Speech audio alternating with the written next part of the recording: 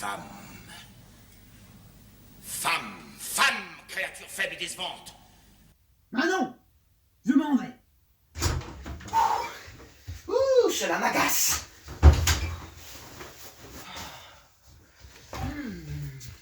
Il y a là, à côté, ce grand blond. Vous savez, ce grand blond qui dit des monologues? Eh bien, il en dit un en ce moment.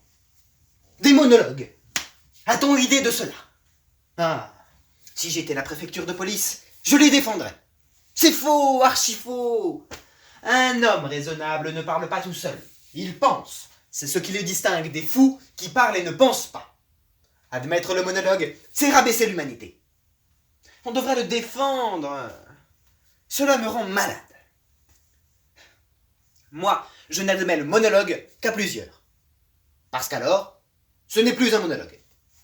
Ce sont des gens qui se parlent. Et nous qui les écoutons dans la salle sommes comme des indiscrets. Mais ils ne s'occupent pas de nous. Tandis que celui qui vient vous débiter un monologue, mais de quel droit? Qui est-ce qui lui demande quelque chose? Enfin, c'est comme si je venais vous en dire un, moi. Hein, qu'est-ce que vous diriez? C'est faux, archi faux, n'est-ce pas? Eh bien, nous sommes du même avis. Bon, quand on a une excuse, je comprends. Ainsi, tenez, moi j'ai un concierge. C'est très curieux. Mais pas d'avoir un concierge, c'est une infirmité. Non, c'est qu'il parle toujours tout seul. Mais lui, cela ne m'agace pas, parce qu'il a une excuse. Il est sourd. Il parle, c'est une manière de s'entendre penser. Mais, pour vous prouver que je ne suis pas de parti pris, la chanson, la romance, mais je comprends très bien, parce qu'il y a la musique. C'est faux, archi faux, mais il y a la musique. C'est une façon de vous dire, vous savez, n'en croyez pas un mot. Alors que le monologue, on croirait toujours que c'est arrivé. Ainsi, dans les tragédies de Corneille, c'en est rempli. À chaque fois qu'il y en a un, je quitte la salle. Cela m'agace. Et je ne rentre que lorsqu'un second personnage rentre aussi. C'est pour cela que vous me voyez toujours au strapontin. C'est plus commode pour sortir. Malheureusement, on les a supprimés. Enfin, je vous demande un peu, quoi de plus ridicule qu'un homme qui a bien d'autres choses à faire que de bavarder tout seul et qui se met à déclamer, par exemple...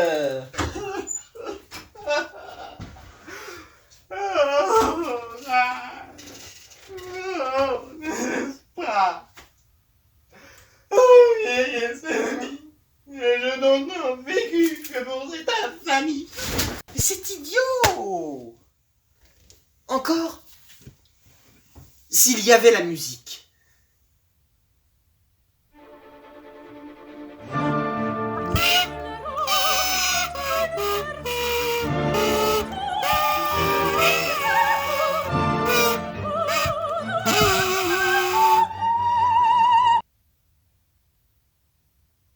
Eh bien, ce serait mieux. Il y aurait une excuse. Mais sans cela, il n'y en a pas. L'autre jour, j'étais en chemin de fer. J'étais en chemin de fer. Merci. Il y avait un monsieur dans le même compartiment que moi. Nous n'étions que tous les deux. Lui et moi. C'était un Anglais. Ou du moins, il en avait l'accent quand il parlait. Mais il ne parlait pas. Tout à coup, il se met à remuer, à se tortiller, avec un flegme britannique. Puis soudain, il desserre les dents britanniques comme le flegme, et je l'entends murmurer « Oh yes, what a class !» Un monologue en anglais passe encore. Mais je ne pouvais pas lui en vouloir, puisque il avait ses raisons, celui-là. L'autre jour, j'étais à l'exposition. Il y avait des dames. Beaucoup de dames. Il y en avait une devant moi. Oh, elle était très bien. Elle parlait toute seule, j'entendais tout ce qu'elle disait. Oh, je suis bien fatigué. Je prendrais bien une voiture. Oh, j'irai dîner avec plaisir au restaurant. Un bon buisson d'écrevisse, du champagne, ah, ce serait bon. Elle faisait du monologue. Mais là, soit, il y avait une excuse, je ne pouvais pas lui en vouloir. D'ailleurs, je ne lui en ai pas voulu du tout. Enfin, c'est un monologue qui m'a coûté très cher. Passons. Tenez, ma femme. Elle est bien bonne. Pas ma femme, l'aventure. Elle était dans sa chambre un soir, étendue sur le divan, et je rentre tout doucement. Je l'entendais parler toute seule. Elle racontait des bêtises. Auguste, viens, tu n'as rien à craindre. L'autre est sorti. Auguste.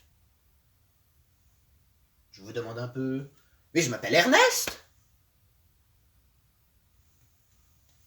Je ne pouvais pas lui en vouloir. Elle faisait du monologue, mais c'était inconscient. Elle dormait. Enfin, celui-là, je le comprends. Mais les autres, c'est faux. Archi faux. Ah.